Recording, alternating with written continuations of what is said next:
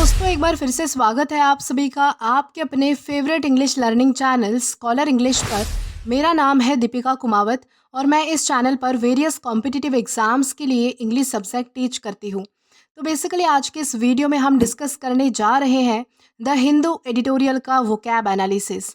आशा करती हूँ कि आप इन सेशंस के साथ रेगुलरली जुड़ रहे हैं और इनका बेनिफिट भी उठा रहे हैं, क्योंकि इन सेशंस का मकसद है आपकी वोकैब पावर को और ज़्यादा इन्हांस करना।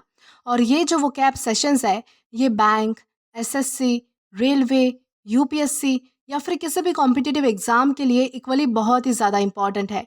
तो चलिए और ज़्यादा देर ना करते हुए बढ़ते हैं हमारी वोकैब शो की ओर और जानेंगे कि आज का हमारा सबसे पहला वर्ड कौन सा है।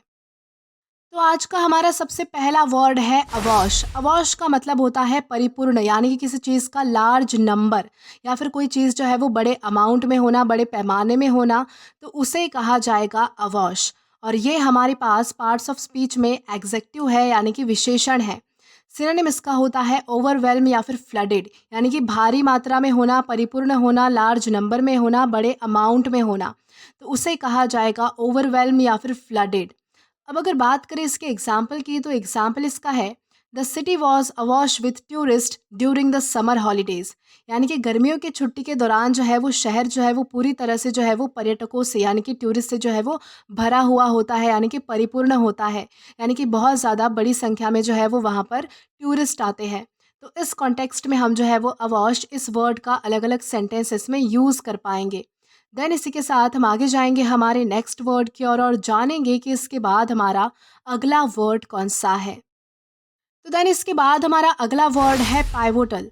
पाइवोटल का मतलब होता है महत्वपूर्ण, यानी कि इम्पॉर्टेंट, यानी कि जो चीज़ बहुत ही ज़्यादा ज़रूरत होती है, ज़रूरी होती है, महत्वपूर्ण होती है, एसेंशियल होती है, तो उसे कहा जाएगा पाइवोटल।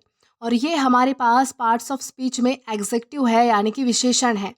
सिनोनिम इसका होता है क्रूशियल या फिर एसेंशियल, यानी कि कोई ज़रूरत वाली चीज़, महत्वपूर्ण चीज़ या फिर इम्पॉर्टेंट चीज़।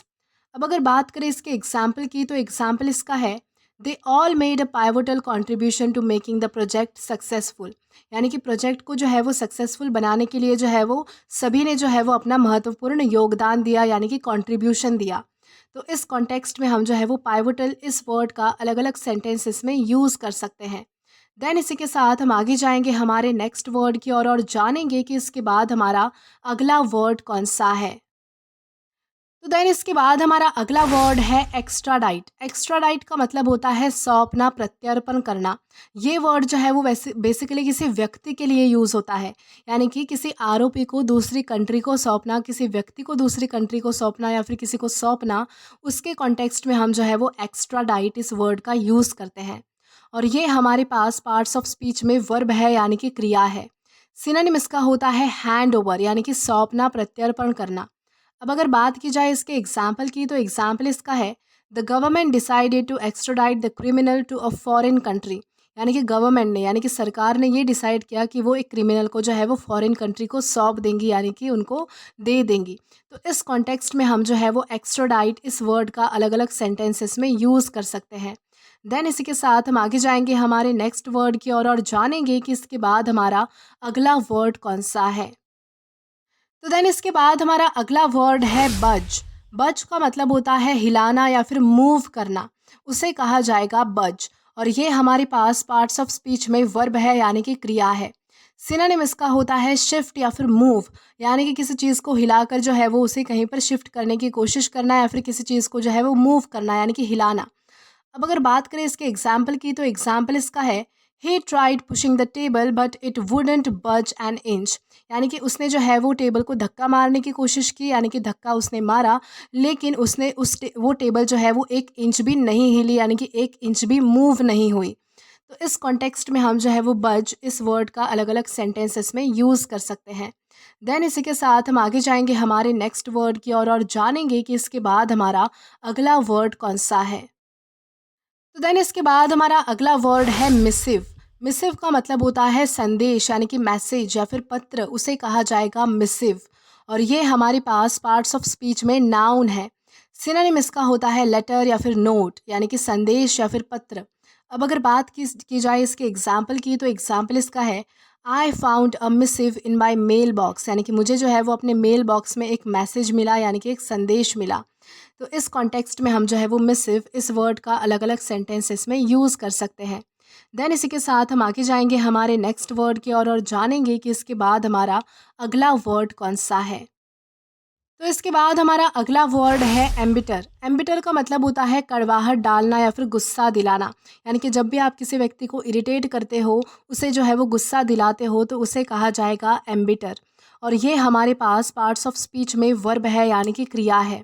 सिनोनिम इसका होता है इरिटेट या फिर एंगर, यानी कि किसी को जो है वो परेशान करना या फिर किसी को गुस्सा दिलाना।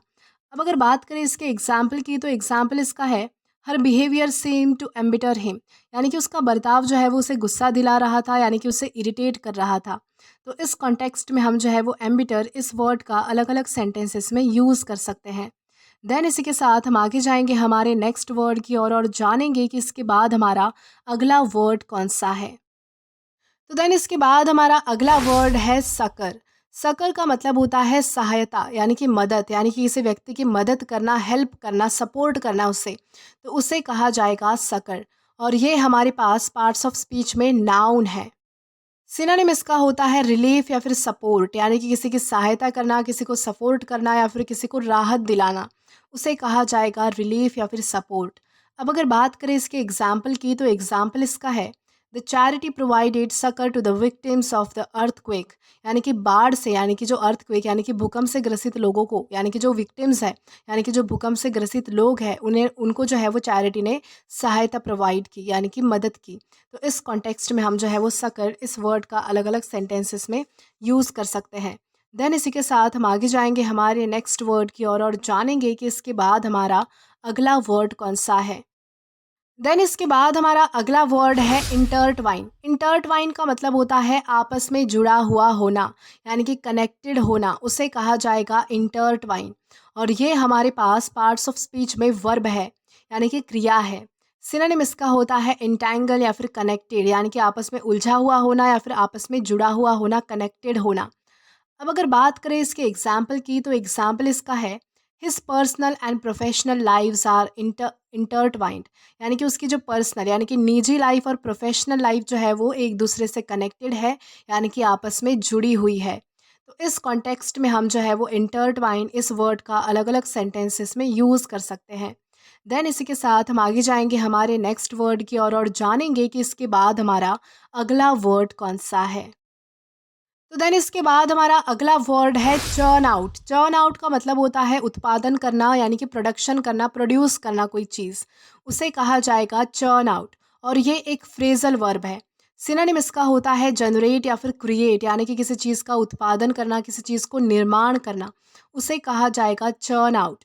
अब अगर बात करें इसके एग्जाम्पल की, तो एग्जाम्पल इसका है the bakery is churning out fresh bread and pastries each morning, यानी कि हर सुबह जो है वो बेकरी जो है वो फ्रेश ब्रेड और पेस्ट्रीज जो है वो प्रोड्यूस करती है, यानी कि उसका प्रोडक्शन होता है वहाँ पर। तो इस कॉन्टेक्स्ट में हम जो है वो चर्न आउट इस फ्रेजल वर्ब का अलग अलग सेंटेंसेस में यूज़ कर सकते हैं। देन इसी के साथ हम आगे बढ़ेंगे आज के हमारे लास्ट वर्ड की ओर और जानेंगे कि आज का हमारा लास्ट वर्ड कौन सा है। तो आज का हमारा लास्ट वर्ड है क्विबल्स। क्विबल्स का मतलब होता है झगड़े, यानी कि झगड़ा करना, उसे कहा जाएगा क्विबल्स, आर्ग्यूमेंट करना। और ये हमारे पास पार्ट्स ऑफ स्पीच में नाउन है। सिनोनिम इसका होता है क्वारल या फिर आर्ग्यूमेंट, यानी कि झगड़ा करना या फिर विवाद करना या फिर आर्ग्यूमेंट करना, यानी कि बहस करना। अब अगर बात की जाए इसके एग्जाम्पल की, तो एग्जाम्पल इसका है there was some quibbles about the menu in restaurant, यानी कि रेस्टोरेंट में जो है वो मेन्यू को लेकर जो है वो थोड़ी बहुत यानी कि आर्ग्यूमेंट चल रही थी, यानी कि झगड़े हो रहे थे। तो इस कॉन्टेक्स्ट में हम जो है वो क्विबल्स इस वर्ड का अलग अलग सेंटेंसेस में यूज़ कर सकते हैं। तो दोस्तों आज के लिए बस इतना ही। आज की इस क्लास का पीडीएफ आप हमारे टेलीग्राम चैनल के थ्रू एक्सेस कर सकते हैं। और अगर आपने अभी तक हमारा टेलीग्राम चैनल ज्वाइन नहीं किया है, तो टेलीग्राम पर English with Deepika Kumawat search करके या फिर डिस्क्रिप्शन में दिए गए लिंक के थ्रू डायरेक्ट आप हमारा टेलीग्राम चैनल ज्वाइन कर सकते हैं, ताकि आप वीडियो से रिलेटेड कभी भी कोई भी अपडेट मिस ना करें। और अगर आपको आज का ये वीडियो पसंद आया है, तो do like this video, subscribe the channel and share as much as you can. और अगर आपने इससे पहले वाले वीडियोस नहीं देखे हैं, तो यहाँ पर मैंने एक प्लेलिस्ट प्रोवाइड की है, जहाँ पर आप क्लिक करके वो सभी पहले वाले वीडियोस भी देख सकते हैं और एक्सप्लोर कर सकते हैं। Till then keep learning. Thank you.